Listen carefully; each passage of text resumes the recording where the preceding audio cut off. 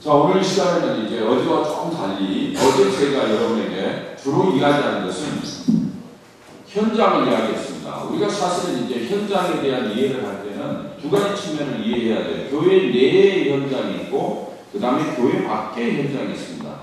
사실은 제가 어제 말씀드린 것은 교회 내의 현장입니다.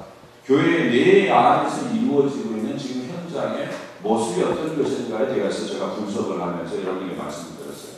근데 사실상 한 가지 더 해야 될 작업은 교회 밖에 지금 사회의 문화가 어떤 것인가, 특별히 우리 어린이나 청소년들이 접하고 있는 그 문화, 그들이 지금 생활하고 있는 그 삶의 현장 속에서 그들이 접하고 있는 게 뭔가, 그리고 그들의 의식세계 속에 영향을 끼치고 있는 사상이 뭔지에 대해서 여러분이 정확하게 분석을 해야 돼요. 이것을 제 책에 여러분에게 소개하고 있기 때문에 제가 설명하지 않고 여러분 제 책을 한번 읽어보시길 바랍니다. 거기에 보면은 21세기에 나타날 21세기의 특징에 대해서 이야기를 제가 하고 있고, 그 다음에 거기에 보면은 신세대, 신세대라면 어떤 면에서는 나이에 따라서 구분된 세대 부분이 아니고 문화에 따라서 나누는 그런 세대 부분입니다. 우리가 여러분이 신세대라는 말도 그렇고 X세대, N세대, Y세대 뭐 이런 E세대 뭐 이런 이야기를 혹시 여러분 들으셨으리라고 생각하는데, 그게 전부 다 뭐냐? 그게 교회 밖에서의 소위 말해서 요즘 어린이와 청소년들을 지칭하고 그들 안에서 형성된 문화가 뭐냐에 대해서 이야기하는 그런 용어들이, 그들이 그 어떤 면에서는 그 문화 속에서 보이는 특징들이 있어요. 그 특징들을 우리가 유념하지 않으면 어린이나 청소년들의 효과적으로 접근할 수 없습니다.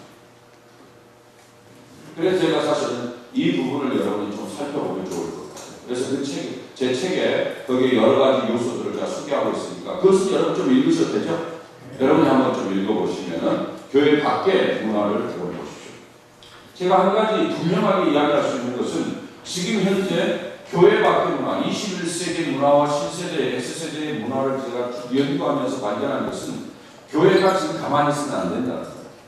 실제로 우리 어린이나 청소년들이 어떤 면에서는 교회 안에 있는 것 같지만 그들의 의식세계와 그들의 생각 전부 다 다른 데로 가 있어요. 교회 안에 있는 것 같지만 걔네들 의식은 전부 다 다른 데 다 빼앗겨버렸어요. 사실상 제가 21세기를 연구하면서 제가 유학하는 동안에 그때만 해도 21세기에 대한 연구가 아직을 정도로 간단하게 나올 정도였어요. 미래학자들이 약간씩 예언을 하고 약간씩 이렇게 미래에 나타날 특징들을 점검할 때인데 지금이 아주 많이 좀 소개가 되고 그렇습니다만은 그 많은 특징들을 제가 연구하면서 한 가지 발견한 것이 있었어요. 21세기는 여러분이나 저나 우리 애들이 또 우리 성도들이 어떤 면은 하나님을 알고 싶어도 알기 어렵고 하나님을 가까이 하고 싶어도 가까이 하기 어렵고 하나님을 믿고 싶어도 믿기 어려운 세대라는 거죠. 사실 그렇습니다. 지금 이미 그런 세대가 도래해서 우리 애들의 의식 속에서 전부 다 하나님을 죄시키고 있어요. 죄시키고 있어요. 애들이 교회에 발을 걸치고 있었지만 생각 전부 다 다른 데가 있어요. 이게 지금 사회입니다. 이게 지금 우리 애들 주변에서 계속해서 사탄의 절벽에 공략하고 있는 그런 현상이에요. 이런 가운데서 교회가 어떻게 해야 될 것인가. 이 부분이 우리가 심각해야 되고 고민해야 될 겁니다. 그래서 사실은 나이바하게 지금 대처할 그런 형편이 아닙니다. 어쩌면 좀 더 교회 지도자들이 깨어서 각성하고 뭔가 역할을 하지 않으면 안 되는 것이 오늘날 지금의 상황이라는 것을 제가 사실은 시시하고 그 부분을 제가 여러분 소개했으니까 꼭 읽어보시고 특별히 어린이나 청소년들을 향해서 사역을 하기를 원하시는 분들은 거기에 나타난 특징들 그리고 21세기에 나타날 어떤 여러 가지 특징들 이런 것들을 검토하시면서 사역에 접목을 하셔야만이 효과적으로 좀 사역을 할 수 있지 않을까 제가 그렇게 생각합니다.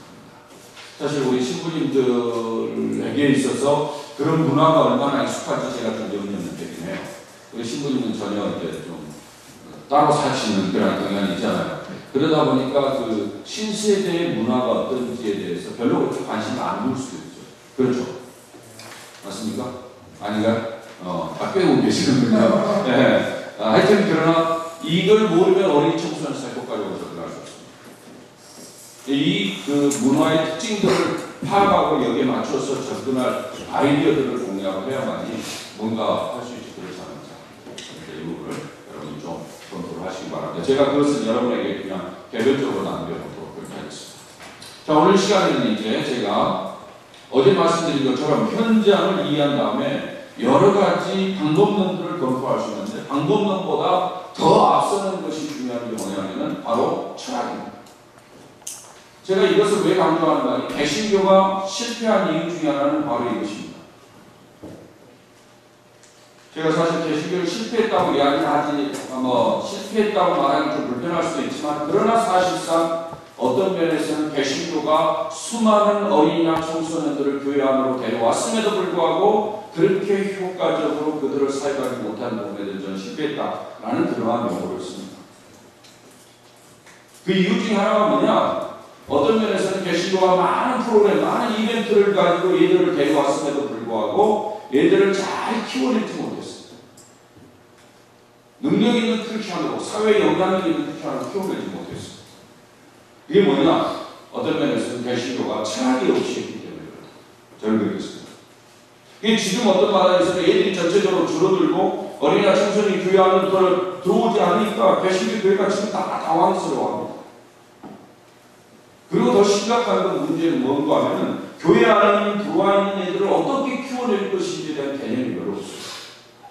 그래서 교회에 애들이 들어오지 않는다, 이것 때문에 안다라고 있지 실제로 와 있는 애들을 제대로 키워내는 것에 대한 그러한 의식이 안 돼 있다. 이게 왜 그러냐? 철학이기 때문입니다. 제가 그래서 이번 시간에 잠깐 여러분에게 이 철학과 관계된 이야기를 좀 말씀을 드리려고 합니다. 여러분 제 이야기 들으면서 아마 여러분의 생각과 조금 다를 수도 있다라는 생각이 드는데 한번 제가 이야기한 걸 들어보시고 여러분이 들어보시고 한번 비교해 보시고 한번 평가해 보시면서 어떤 것들이 좀 우리도 같이 쓸 수 있는지 한번 좀 체크해 보시면 도움이 되지 않을까 그렇겠습니다. 제가 왜 이 이야기를 주무시냐면 말이 여러분 사람의 행동, 사람이 밖으로 나타나는 행동을 하지 않습니까? 이 행동이 어떻게 해서 밖으로 표현되게 되느냐? 이걸 우리가 살펴볼 필요가 있습니다. 선교사들이 대부분이 인류학자를 겸하고 있습니다. 여러분 아시는 대로. anthropologist죠. 선교사들은 제일 처음에 다양한 민족에 가가지고 그들의 생활 양태를 연구합니다. 그래가지고 그들의 생활 양태를 쭉 연구하면서 모습 그대로 정리하면서 특징들, 이런 것들을 체계화해서 만든 것이 이제 선교학자면서 동시에 그들을 인류학자라고 불러요. 맞죠? 그래서 인류학자인 폴 히볼트라는 그 선교사가 있습니다. 이분은 아버지가 선교사였고 본인도 선교사였는데 인도에서 수년 동안 선교를 했어요. 유명한 선교학자고 인류학자입니다. 그분이 인도에서 여러분 잘 아시는 대로 개신교에 선교했습니다. 개신교에서는 선교사가 제일 많이 있는 나라가 미국이라고 그럽니다. 그 다음에 두 번째가 어디라고 그러죠? 한국이라고 그러는데 얼마 전까지만 해도 인도가 들어있습니다. 근데 흥미롭게도 인도는 인도 안으로 들어가는 선교사입니다. 이게 뭔가 하면 인도에 그만큼 다양한 민족들이 많이 있다는 거예요. 그래서 그 다양한 민족들을 쭉 연구를 해가지고 그 민족들이 밖으로 나타나는 행동, 그 사람들이 밖으로의 행동하는 것 배경에 어떤 시스템이 자리 잡고 있다는 것을 발견했어요. 그래서 밖으로 나타나는 행동에 영향을 끼치는 것이 뭐냐? 사람이 어떻게 의해서 이 밖으로 행동을 하게 되느냐에서 이 안에 영향을 끼치는 요소를 쭉 분석을 해봤더니 실질적으로 사람의 행동에 직접적으로 영향을 끼치는 것은 그 사람이 가지고 있는 세계관이라는 것입니다.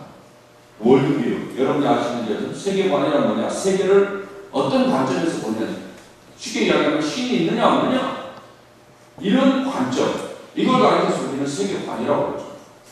그 관에 따라서 행동한다. 그러면은 이 세계관은 어디서 오느냐? 이 세계관을 연구를 해봤더니 그 사람, 이 세계관의 밑에는 뭐가 자리 잡고 있는 거니? 믿음 체계가 자리 잡고 있더라는 것입니다. 믿음 체계. 믿음 체계가 자리 잡고, 그러니까 그 사람의 믿음에 의해서 세계관이 형성되고 밖으로 행동한다. 그 믿음 체계는 어디서 오느냐? 살펴봤더니 그 사람이 가지고 있는 이론에 기초한다는 거예요. 그럼 이론은 어디서 오느냐? 삶 속에서. 이게 무슨 말인가 하면 삶에서 사람들은 나름대로 이론을 만든다는 거예요. 이론을 만들면 그 이론이 나중에는 시간이 지나면서 확신이 되고 그게 믿음이 된다는 거죠. 그리고는 그걸 가지고 세계를 보며 거기에 기초해서 행동을 한다는 거예요. 그래서 이 행동이 다시 삶 속으로 들어와가지고 수정을 해서 이 사이클을 반복해서 본다는 것입니다. 이게 폴 히볼트가 발견한 것입니다. 제가 예를 들어 설명하겠습니다. 저희 어머님이 제가 어렸을 때 굿이라는 걸 많이 했어요. 굿. 여러분 다 아시죠? 어렸을 때 제가 집에서 전부 다 그냥 굿하는 사람이 와가지고 징 치면서 날만 새는 내 것이다, 날만 새는 내 것이다 이것도 많이 했던 그 징의 리듬이 그렇습니다. 이런 리듬을 하고 굿을 참 많이 했는데, 자, 우리 어머님이 굿이라는 액션을 했어요. 이 액션을 어떻게 해서 하게 됐는가? 이런 배경이 있습니다. 우리 어머님이 태어나봤더니 사람들이 굿을 하고 있어요. 사람들이 물었어요. 왜 굿을 하느냐 그랬더니 인생을 살면서 어려움을 당할 때 어려움을 액땜을 하기 위해서 굿을 한다 이야기를 했어요. 이때까지만 해도 이 굿은 우리 어머님의 것이 아니었습니다. 근데 우리 어머님이 살다가 어려움이 생겼어요. 그래서 바짝 들어온 게 뭐가 들어가니까 다른 사람이 굿하는 데 들어왔어요. 그래서 인생을 살때 어려움을 당하면 굿을 하면 해결이 된다. 아하! 그래서 우리 어머님이 가사를 만나서 인생의 액땜을 하는 데 있어서 굿이라는 것이 효과가 있다. 가사를 썼으면 실제 그런지 아닌지 어떻게 해야 돼요? 실제 그런지 아닌지 어떻게 해야 돼요? 해봐야 될 거 아니에요. 굿을 했어요. 효과가 있어요? 없어요? 없었어요. 굿을 또 했어요? 없었어요. 굿을 했어요? 없었어요. 굿을 했어요? 있었어요? 없었어요. 했어요? 없어요. 했어요? 없어요. 했어요? 없어요. 했어요? 없어요. 했어요? 있었어요. 자 보세요. 이 많은 것 중에서 효과가 있었던 것은 통계상으로 의미가 있어요? 없어요? 의미는 없어요. 근데 우리 어머니는 통계를 알아요? 몰라요? 우리 어머니는 통계를 몰라요. 그러니까 뭐만 커 보이는 거예요? 효과가 있었던 것만 커 보이는 거예요. 그래서 우리 어머니는 스스로 결론을 내립니다. 인생의 어려움을 당하는 데 있어서 액땜을 하는 데 있어서는 굿이라는 것이 효과가 있다. 이렇게 결론을 내요. 그리고는 우리 어머니 그걸 반복합니다. 반복하다 나중에 액땜을 당한, 어려움을 당하는 사람에게 우리 엄마가 뭐라고 해요? 굿해라! 그러면 해결된다! 이게 뭐예요? 우리 어머니가 그게 뭐가 되어버린 거예요? 벌써? 믿음이 되어버린 거예요. 확신이 되어버린 거예요. 그리고는 많은 사람들이 소개를 합니다. 열심히 하라고. 그리 관점에서 우리 어머니는 세계를 봐요. 아, 이 세상은 사람에게 어려움을 가져다 주는 어떤 존재입니다. 그 존재를 굿이라는 것을 통해서 기분 좋게 하면은 어려움을 면하면서 인생을 살 수 있다. 라는 그런 관점에서 세상을 보는 겁니다. 그래서 우리 어머님은 굿이라는 액션을 하게 됐습니다. 그리고 이 사이클을 반복했습니다. 모든 사람의 행동은 정답이었습니다. 여러분도 모르는 사이에 익숙해진 밖으로 나타나는 표현의 행동들은 전부 다 이 배경을 가지고 있는 겁니다. 근데 크리스찬은 다르죠. 크리스찬은 본래 이 삶에서부터 이렇게 쭉 올라오게 되어 있는데, 크리스찬은 이 믿음 체계의 파운데이션, 기초가 삶에서 올라온 것이 아니라 아직서부터 키워온 거예요.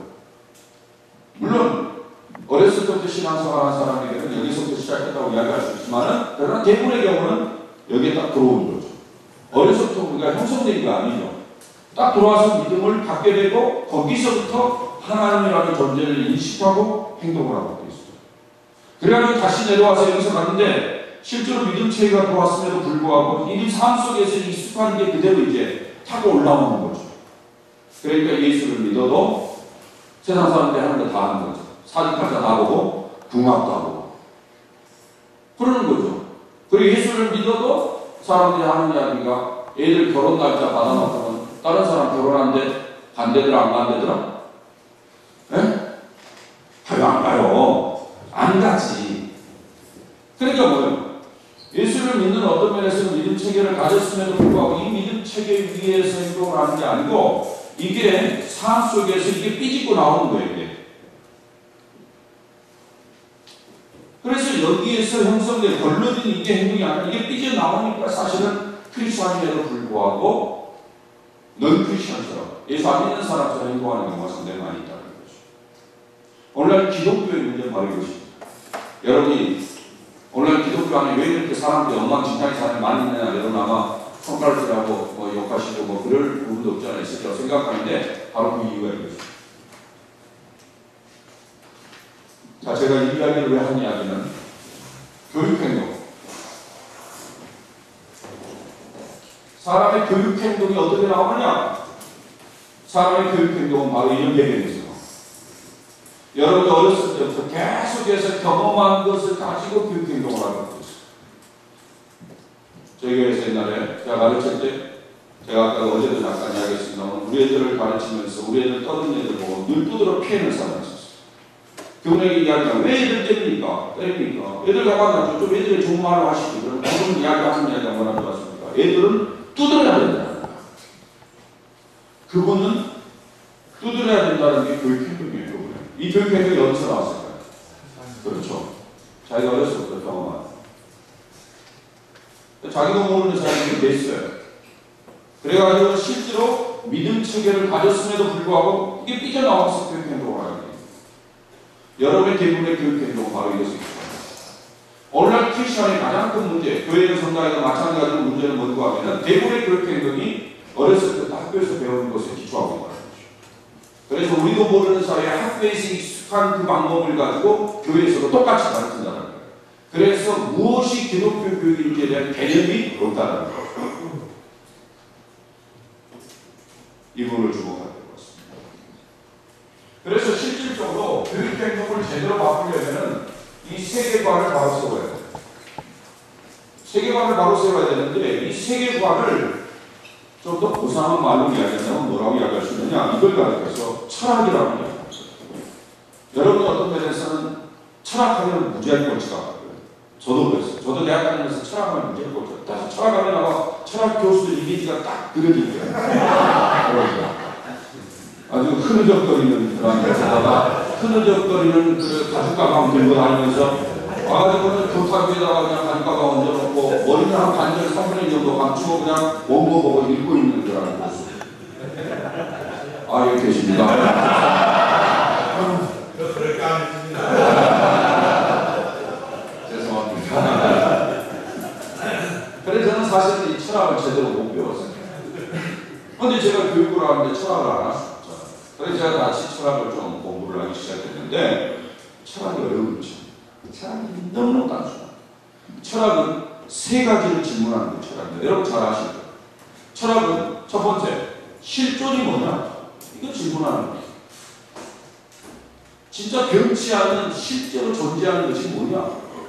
이걸 가르쳐서 철학적인 용어로 뭐라고 이야기합니까? 형이 상학이라고 그러죠. 메타피직스. 형이 상학이라고. 그 다음에 두 번째 질문이 뭐냐? 진리가 뭐냐? 모든 사람들이 말할 절대 진리가 뭐냐? 이것에 대해서 질문하는 거예요. 그걸 가르쳐서 우리는 인식론이라고 해요. 에피스마라죠. 인식론이요. 철학적인 용어. 그 다음에 세 번째 질문이 뭐냐? 가치. 이 세상의 모든 사람이 따라야 될 절대 가치가 뭐냐? 이걸 가르쳐서 우리는 가치론이라고 합니다. 엑스알라죠. 철학은 이 세 가지를 질문하는 것이 철학입니다. 제가 보니까 우리 신부님들의 수준을 알겠어요. 왜냐하면 우리 신부님들이 철학 이야기를 하니까 갑자기 눈이 다른데 이렇게 졸고 있다가도 다 떠졌어요. 우리 친구들이 상당히 철학적인 사고를 많이 하시는 거예요. 철학에 나도 상당히 민감하신 그런 반응을 보이시는데, 그래서 이 세 가지에 대해서 질문하고 답하는 철학이다. 친구님 맞습니다. 혹시 제가 빠뜨렸다면 용서하세요. 네. 그래서 대부분의 철학자들 책을 읽어보죠. 윤리만 말하면 안 됩니다. 예, 윤리라고도 이야기할 수 있습니다. 예, 왜냐하면 가치와 윤리를 맞물려 돌아가니까. 예. 그래서 사실은 이 세 가지에 대한 질문하고 답하고 질문하고 답하고 철학이에요. 그래서 모든 철학자들의 책을 읽어보십시오. 이 세 가지가 분석이 다 돼요. 끝나요. 그래서 이 세 가지에 대한 답을 가지고 있는 사람을 가르쳐서 철학이 있다라고 이야기해요. 이 세 가지에 대한 답이 없는 사람을 가르쳐서 뭐라고 해요? 철학이 없다. 네. 여러분 알아서 참고하십시오. 네. 그래서 철학이 없다고 이야기해요. 그런데 보세요. 이 철학에 대한 답은 전부 다 없습니까? 어디서 와요? 그 사람이 가지고 있는 믿음 체계에서. 이걸 가르쳐서 우리는 신학이라고 합니다. 그래서 신학의 기초에서 사실은 철학적인 질문에 대해서 답변할 수 있습니다.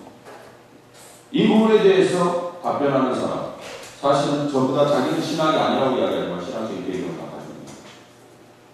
그래서 어떤 면에서는 이 부분에 대해서 답을 잘해야 되는데 그러기 위해서는 이 신학이 건강해야 되는 거죠.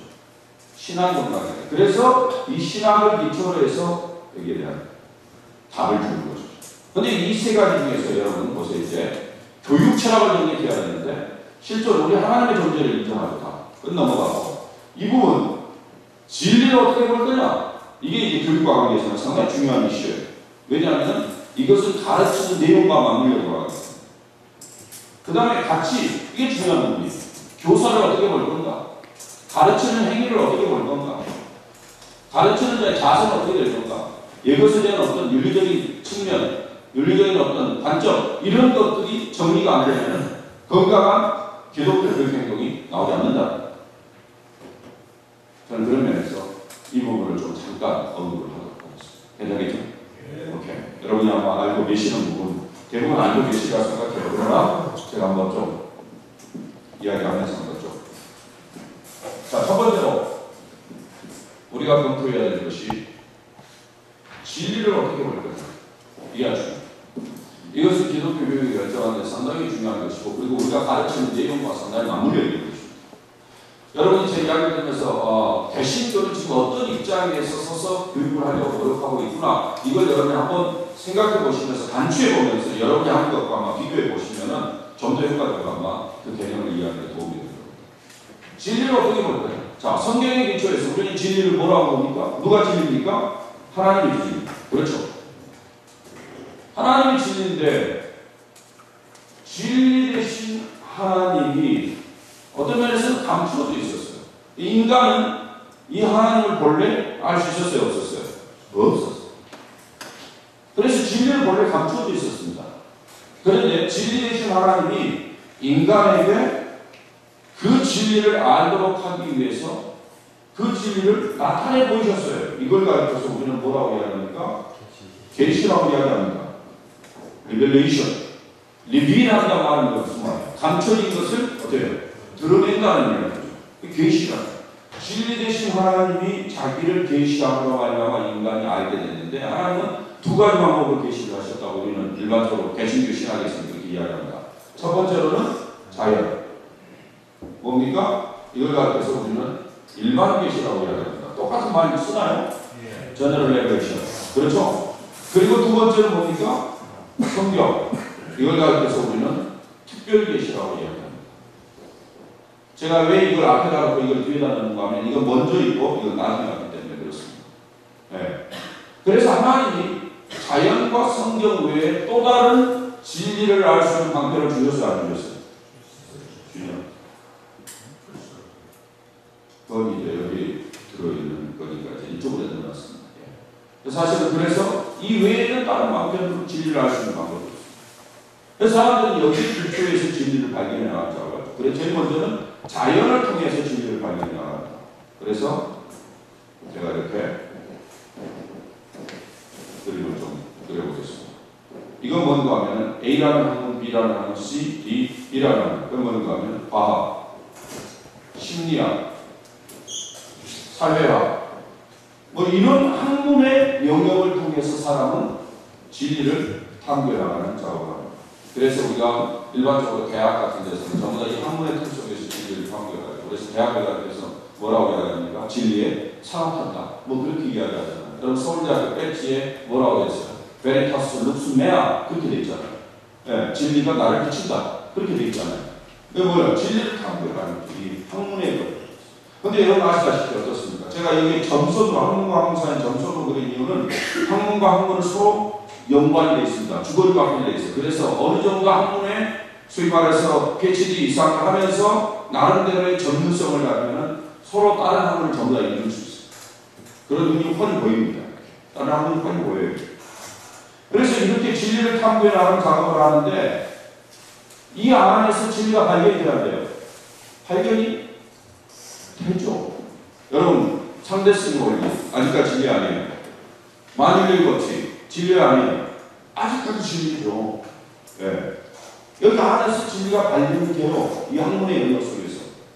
그래서 그것이 유한한 것도 있고 물론 뭐 변치 않은 것도 있지만 그런 것들이 발견이 되죠. 그래서 여기에서 유명한 말이 나오죠.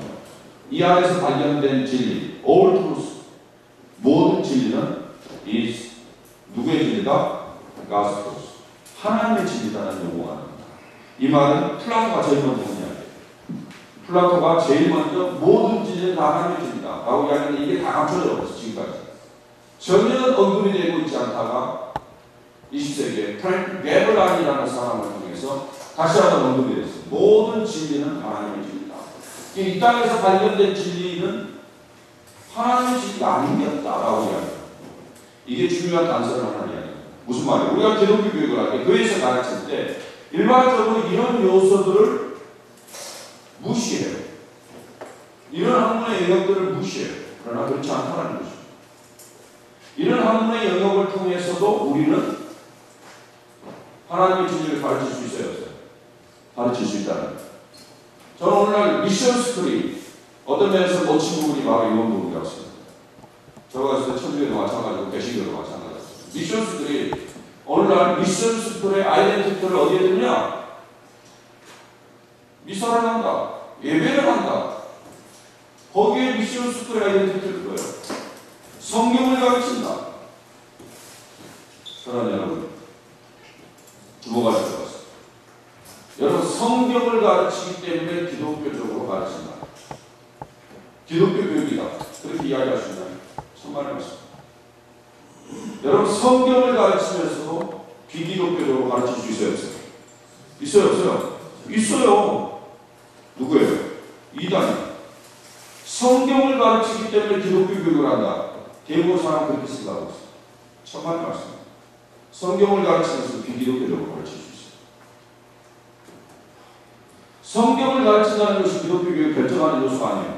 우리는 어떤 면에서는 이런 자연의 학문을 통해서도 하나님의 진리를 가르칠 수 있어요. 그래서 미션 스쿨 안에서는 실제로 이런 과목들을 통해서 하나님의 진리를 나타내 보이는 그러한 역할들을 해야 돼요. 근데 오늘날 많은 미션 스쿨들이 이런 역할을 안 하죠. 그러니까 미션 스쿨의 기능들이 전부 다 상실되고 그러한 모습을 보이고 있다는 그렇게 생각합니다. 그래서 우리가 한 가지 정리할 수 있는 것은 이런 학문을 이용해서 우리는 이것을 기독교 교육에 어떤 종교 교육의 내용으로 가져오는 데 대해서는 두려워할 필요가 없다는 거죠. 염려할 필요가 없다는 거죠.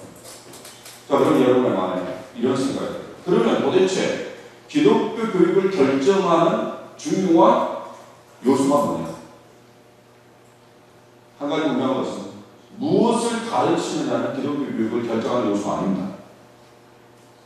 우리는 성경도 가르칠 수 있고 일반 자연 속에서 나타나는 많은 것도 가르칠 수 있어요. 제가 여기 어디 그림과 보니까 여기 앞에 보니까 자연을 통해서 나타나는 하나님의 뜻에 대해서 상당히 하나님의 그 은혜에 대해서 상당히 그 언어한 그런 표현이 있더라고요.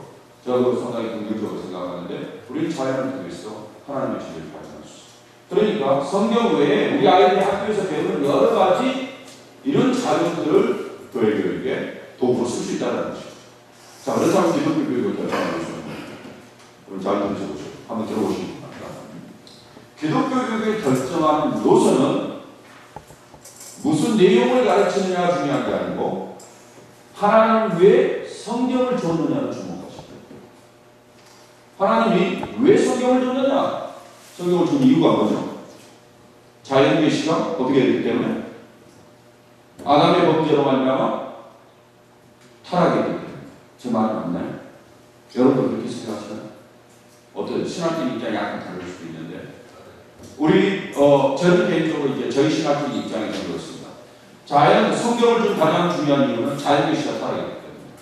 그래서 자연 계시를 통해서 로마서 이야기하는 것처럼 하나님을 알만한 것이 있지만은 인간이 하나님을 알만한 것은 제대로 알지 못하기 때문에 이 자연 계시를 통해서 아니면 성경을 통해서 이 자연 계시를 다시 한번 살펴볼 수 있도록 하기 위해서 성경을 주셨다고 합니다. 특별 계시를 준 이유는 자연 계시를 가지고는 하나님의 진리를 다 온전히 알 수 없고 구원을 받을 수 없다라고 하나님 보셔서 성경을 주셔가지고 성경을 통해서 하나님의 구원의 진리를 알도록 하셨습니다. 제가 알고 있는 신앙은 그런데 맞나요? 여러분도 그렇게 대부분 배우시죠? 아마 제가 봤을 때 그렇게 배울 겁니다. 자, 이 말이 무슨 말이냐? 그러면 이 자연을 다시 한번 성경으로 재해석할 필요가 있다. 그래서 이 안에서 발견된 것들이 진리이긴 한데 여기에 잘못된 진리가 있을 수 있다는 거예요. 그래서 성경을 가지고 재해석하라. 재해석. 이걸 가리켜서 저는 퍼스펙티브, 관점이라고 이야기합니다. 성경적 관점을 가지고 모든 것을 재해석해야 된다. 그것이 기독교 교육을 결정하는 가장 중요한 요소입니다. 제가 이 말이 무슨 말인지 설명하겠습니다. 심리학의 일반 사회에서 심리학이라는 학문에서 발견된 진리 가운데 이런 진리가 있습니다. 모든 사람은 환경에 의해서 영향을 받는다. 여러분 들어보셨죠? 그건 심리학의 행동주의 학파라는 것을 만들었습니다. 들어보셨습니까? 비헤이비어리죠? 여러분 파바로프의 개를 다 아시죠? 파바로프가 실험을 하는데 개한테 그냥 밥을 주다가 나중에는 뭘 쳐서? 종을 치죠. 그리고는 밥을 줘요. 그리고 나중에 뭐만 쳐도 종만 쳐도 개가 침을 흘리면서 온다. 이게 파바로프의 실험입니다. 이게 뭐예요? 종치는, 종이라는 것은 조건을, 환경을 만듦으로 말미암아 개의 뭘 움직이는 거예요? 침샘을 움직이는 거예요. 그 행동을 움직이는 거예요. 이것을 기초해서 나온 것이 행동주의 학파입니다. 여러분 다음 텔레비전을 보시면은 텔레비전에 동물이 먹이를 찾아가는 모습을 가끔 실험을 해요. 쥐가 먹이를 찾아간다. 근데 여기에다 많은 장애물을 넣는데 물을 딱 넣고 거기에다가 징검다리를 놔요. 징검다리가 다 고정되어 있는데 하나가 두세 개 떠 있어요. 쥐가 딱 가다가 그 다리에서 오대요. 그 징검다리에서는 빠집니다. 아이가 앞으로 갈까요? 뒤로 갈까요? 쥐가 무지하게 예민합니다. 앞으로 안 갑니다. 왜? 앞으로 어떻게 될지 모르니까. 뒤는 어때요? 자기가 짚고 와봤거든요. 그래, 뒤로.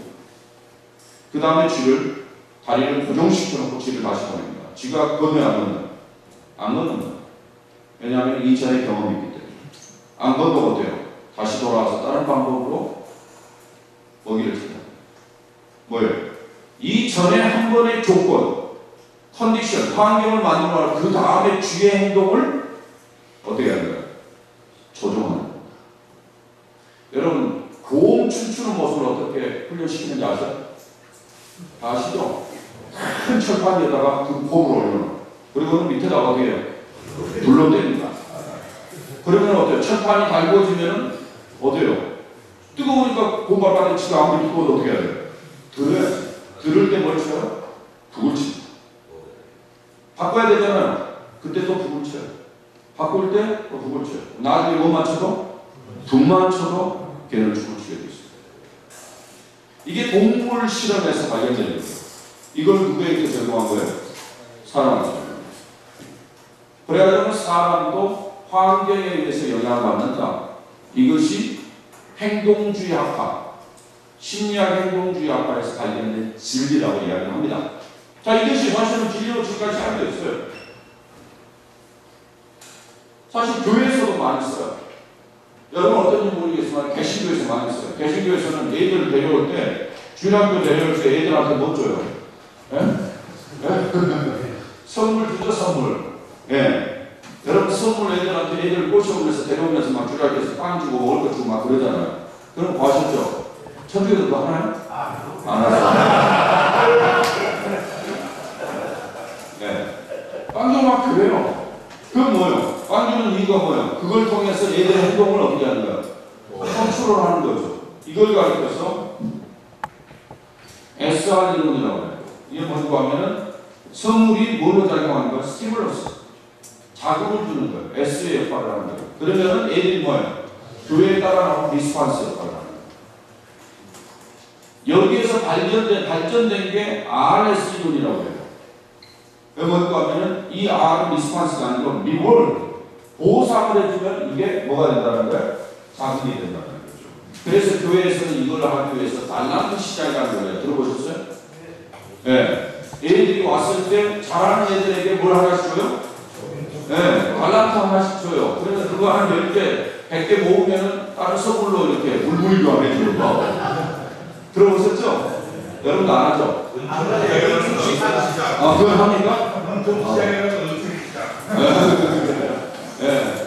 그거 하나 하시는군요. 거기, 그게 전부가 거기서 발전됐냐? 여기서 발전된 거예요. 그 보상을 해주는 이유가 뭐예요? 애들에게 보상을 해주는 이유가 뭐예요? 여러분, 뭘 그리면서 그걸 보상을 해줘요? 그렇죠. 다음에도 그렇게 해라. 이런 거잖아요. 그게 하나의 조건을 만드는 거죠. 그것에 따라서 사람은 행복하게 되죠. 이게 사회 심리학에서 발견된 진리예요. 사람에게 그런 부분이 있어요, 없어요? 있잖아요. 있어요. 이것이 여기에서 발견된 이걸 비브리칼, 성경적인 관점에서 재해석하는 거예요. 이게 진짜 성경적이야. 우리가 쓰고 있는 성경적이야. 어떻게 보면은 여러분 진짜 이건 여러분 간단합니다만 기독교에서는 이거 아주 엄청나게 써먹어요. 기독교에서는요, 여러분 총동원 전도주의라고 말 들어봤어요? 기독교에 총동원 전도주의로는 밖에 있는 모든 사람한테 가능한 전도회가 데려오는데요, 많이 데려오는 사람은 막히지 않은데 무지하게 창피한 이야기를 제가 지금 하고 있는 겁니다. 더 많이, 좀 덜 데려올 사람은 뭐 냉정한 가운데 지금은 많이 줄어들었어요. 왜냐하면 그게 별로 효과가 없다는 것을 알고 1990년대 초반에 하도 안 되니까 막 그렇게까지 가. 이게 전부 다 뭐예요?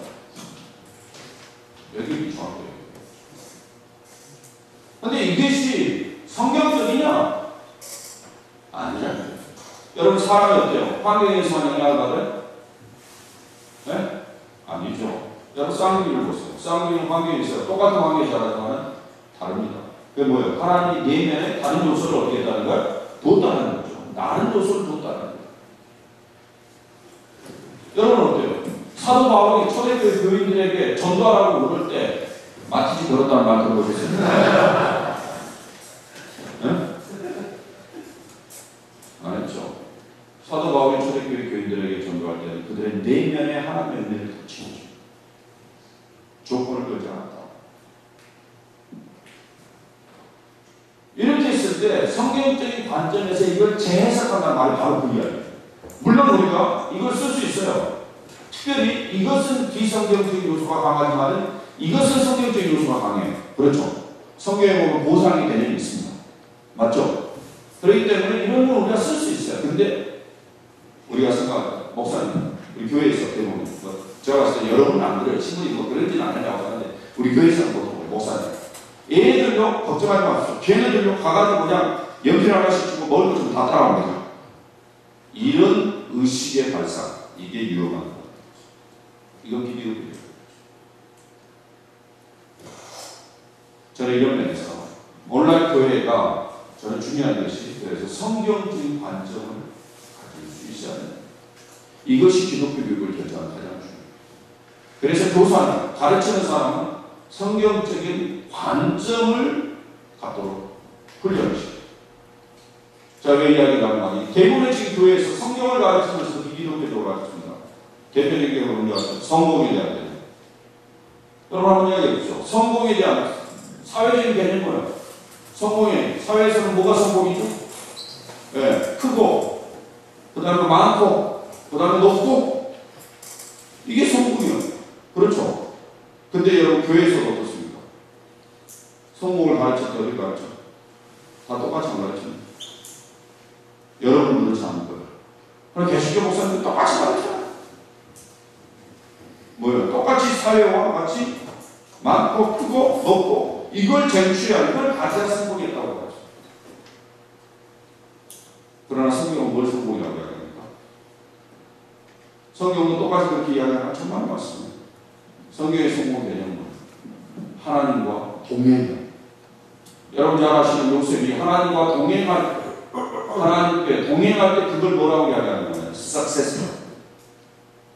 그걸 성공이라고.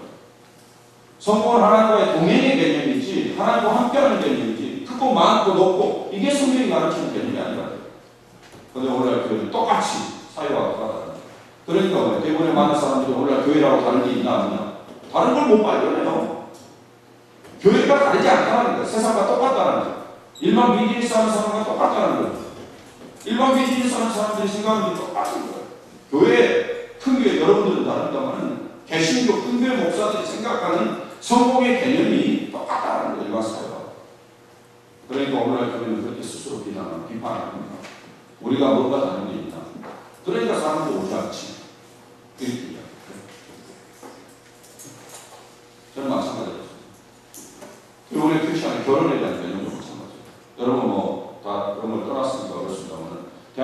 교회 가운데요. 결혼식이가 제일 어려운 까다로운 그룹이 있어요.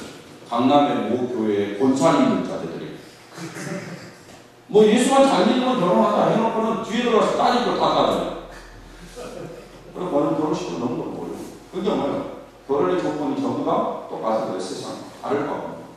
성경적인 관점에서의 의식화가 안 돼 있어요. 기독교육을 결정하는 가장 중요한 것은 성경적인 관점. 내가 무엇을 가르치면 성경을 가르치면서도 지금 이야기한 것처럼 세속적으로 똑같이 가르쳐요. 성경을 가르치면서도 세속적인 개념을 그대로 가르쳐 줄 수 있어요. 비성경적이에요. 저는 철저히 우리가 성경적인 관점에서 교사들을 훈련돼요. 그래야만이 건강한 기독교육을 할 수 있다. 이렇게 생각합니다. 그래서 기독교육을 결정하는 요소는 무엇을 가르치느냐는 이슈가 아니야. 우리는 모두 다 이용하자. 다 이용하자. 애들이 고민하고 애들이 생각하고 애들의 문제들 다 가져와라. 다 가져와. 그러나 중요한 것은 그걸 전부 다 성경적인 관점에서 재해석해서 가르쳐야 돼요. 이게 기독교육을 결정하는 중요한 이슈입니다. 어떻게 생각하세요? 제 말이 이해되십니까? 아멘을 같이 해주시죠. 여러분도 아멘 하시죠? 그래요. 자, 이 개념을 한 가지 제가 여러분에게 말씀을 드리고요. 그 다음에 한 가지 더 이야기드리겠습니다. 가르친다, 배운다, 이 개념이 뭐냐? 대부분의 많은 업계자들, 신학생들, 또 크리스천들이 가르친다, 배운다라는 개념을 사회의 개념과 똑같이 이해하고 있습니다. 그러니까 기독교적으로 가르친다라는 개념에 대한 이해가 없습니다. 이거 가장 큰 문제. 오늘날 한국 교회들, 천주교도 마찬가지입니다. 모두 다 이런 부분에서 우리가 새로운 좀 통찰을 가질 필요가 있습니다. 우리는 일반적으로 성경적으로 개념, 성경의 신학의 기초에서 보면은 이 가르친다라는 말은 교회라는 컨텍스트 안에 생각해요. 교회에 많은 사람들이 교회에 들어올 때는 중생이라는 과정을 거쳐서 들어옵니다. 본어게인, 거듭남의 과정. 그래서 거듭남의 과정을 통해 가지고 A라는 사람, B라는 사람, C, D, E라는 사람이 들어와요. 전부 다 이 사람들이 교회 생활을 하면서 성장의 과정을 거쳐갑니다. 맞죠? 그리고 누구까지 성장하느냐? 크라이스트 라이트니스. 예수 그리스도를 닮아가는 것입니다. 이게 우리가 가지고 있는 신학적인 전제죠. 그래서 모든 사람이 교회에 들어와서 중생을 하는데 영적으로 성장해서 예수 그리스도를 닮아가는 것까지 하는 것. 이게 교회가 지향하는 가장 중요한 목표입니다. 그런 가운데 이 안에 보면은 이제 여러 사람들이 이렇게 자리를 하고 있죠. 미안합니다. 제가 그림을 잘못 그려서. 여기도 제가 이 나트선으로 그린 이유는 A라는 B라는 사람이 서로 왔다 갔다 할 수 있잖아요. 서로 영향을 주고 가는 수 있잖아요. 이걸 제가 단면으로 그랬습니다만은 이걸 여러분 어떻게 생각하시냐면 이 입체로 생각하십니다. 여러분 연필통 있죠. 연필통 동그란 거 위에 연필을 꽂아놓지 않습니까? 그 정도면 어떤 거 보면은 연필 높은 거 있고 낮은 거 있잖아요. 이런 것과 똑같다는 거죠. 교회란 뭐냐? 나를 중심으로 해서 여러 사람들이 둘러있어요. 여러 사람들이 둘러있는데 그 중에서는 나보다 이쪽으로 성장한 사람이 있고 나보다 이쪽으로 덜 성장한 사람이 있어요. 이게 교회의 구성입니다. 그래서 이 영적인 성장의 차이, 이것이 티칭을 가르치는 것을 결정하는 중요한 요소입니다. 그러니까 가르친다라는 개념은 영적 성장의 개념에서 이해해요. 그래서 내가 영적으로 이만큼 성장한 사람으로서 영적으로 덜 성장한 사람을 나만큼 성장한 자리로까지 끌어올려주는 것이 교회가 해야 되고 영적으로 성숙한 사람이 해야 됩니다. 그래서 우리가 가르치는 데 사람으로서 가져야 될 첫 번째 의식은 뭐냐? 내가 가르치는 일은 내가 먼저 예수 그리스도를 알고 내가 영적으로 좀 더 성숙한 사람으로서 영적으로 덜 성숙한 사람, 연약한 사람에 대해서 내가 빚을 자의 심정을 가지고 그들을 나의 수준에까지 끌어올린다라는 의식을 가지고 가르치는 역할을 해야 된다는 거죠. 이해가 되죠? 제가 왜 이야기를 강조하는 거니? 대부분의 교회에서 가르치는 일을 하는 교사들이 이런 식이겠습니다. 천주교는 어떤지 모르겠습니다만, 중학교 교사들에게 왜 교사하느냐 조사를 했어요. 그래서 교사들 몇천 명을 제가 조사를 해서 교사하는 이유 첫 번째, 하도 우리 교육자가 전도사님처럼 괴롭게 해가지고 이게 무슨 말인지 아시죠? 예. 여러분들 이야기하면 하도 사모님이 괴롭게 해가지고요. 연말만 되면 주일학교 교사가 없어요. 교회는. 그래가지고는 교사를 찾으라고 목사님들이 막 쫓아다니는 거예요. 아주 교사할 만한 사람 막 쫓아다가 찬스만 있으면 뭐 데려다가 교사시키는 거예요. 그러니까 연말만 되면 대부분의 교인들이 목사님들 안 보려고 도망가요. 걸리면 교사거든요. 교사 잘 안 하려고 그래요. 뭐냐면 교사의 직을 가르쳐서 3D 업종 중에 하나라고 해요. 여러분도 뭐 나름대로 3D가 있다면서요? 네? 한국주일학교 교사도 3D 업종 중에 하나라고 해요. 그렇게 말이 오래됐어. 성가대는 많이 하려고 그래요. 왜냐하면 성가대는 별로 그렇게 부담 없이 딱 가가지고 2만 열면 홈 잡을 수 있으니까 앞에 나와서. 성가대는 많이 해요. 근데 주일학교 교사는 잘 안 하려고. 대부분의 주일학교 교사는요, 어려워요. 그래서 제가 어제 이야기했지만 3년 안에 다 바뀌어버려요. 안 한다고요, 교사. 그러니까 교사하라면 막 도망가요. 그러니까 끌어가면 교사를 시키는 거예요. 근데 하는 이야기가 하도 전도사님 괴롭게 가는 교사가. 그 다음에 왜 교사하느냐? 교회 안에서 다른 거 봉사할 데가 없어가지고 나타나지. 왜 교사하느냐? 애들이 좋아가지고. 왜 교사하느냐? 시집 갈 때가 됐는데 부조금이 제일 많이 나올 것 같아가지고. 어떤 사람도 내가 주님 안에서 하나님을 먼저 알고 예수 그리스도의 은혜를 먼저 받고 내가 영적으로 성숙한 사람으로서 내가 빚진 자의 마음을 갖고 영적으로 덜 성숙한 사람을 나처럼 좀 끌어올려줘야 되기 때문에 내가 그걸 돕기 위해서 교사한다. 이런 사람이 있다. 여러분 교회는 어떻습니까? 여러분 교사들은 어떨까요? 네? 많이 다를까요? 말하기가 굉장히 불편하시네요.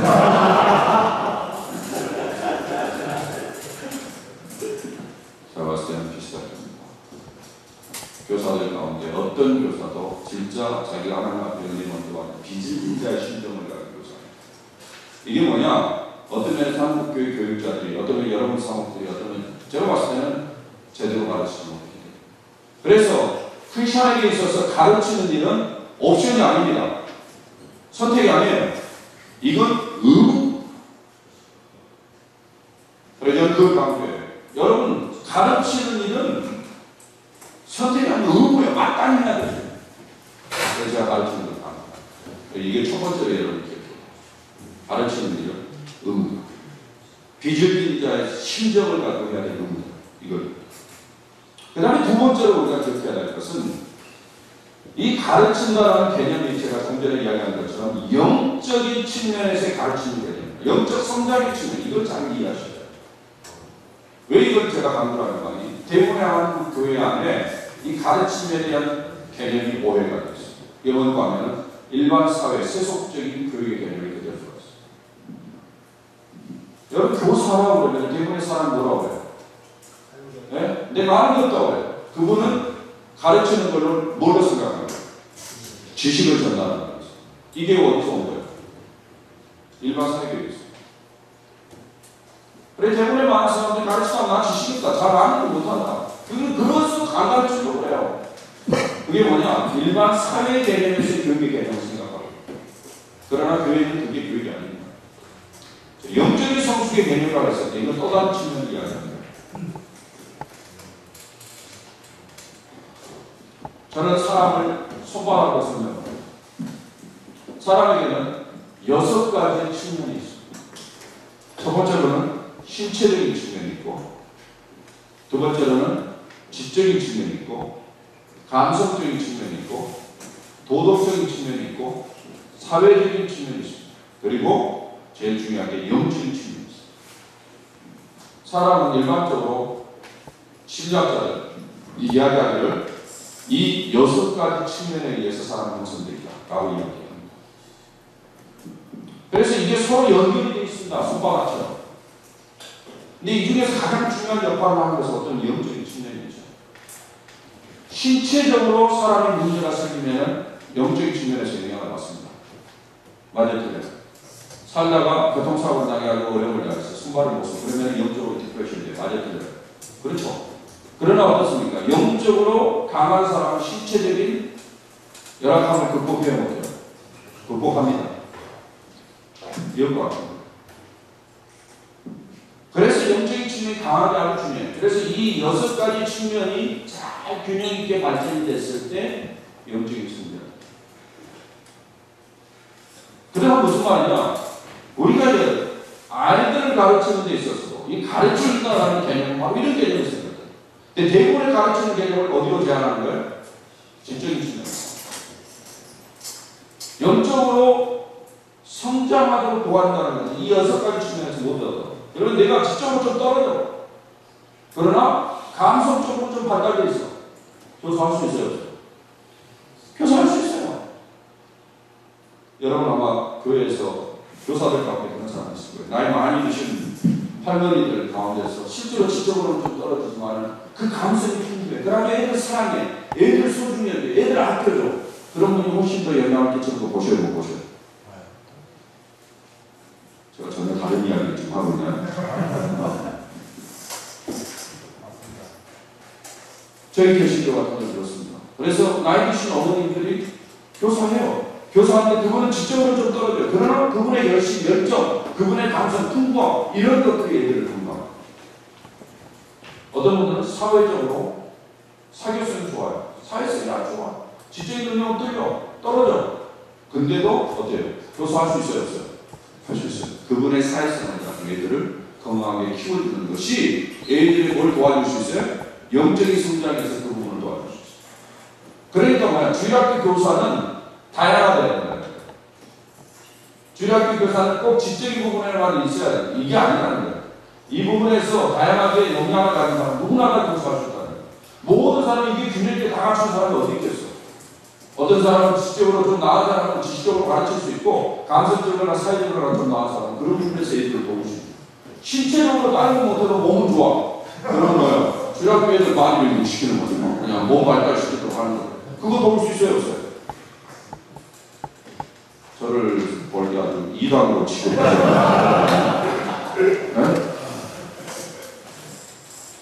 저는 교회 안에서 가르친다는 개념은 제가 성경을 연구하면서 발견하는 것을 바로 이것입니다.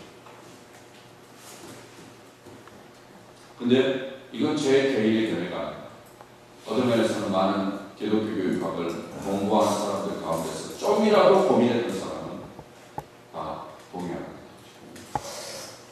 그래서 우리가 가르친다 했을 때 지적인 부분이 가르치는 것이 아니라 신체적이나 감성적이나 도덕적인 사회적이나 이론적인 모든 측면에서의 도움을 주는 것이다. 그래서 가르친다.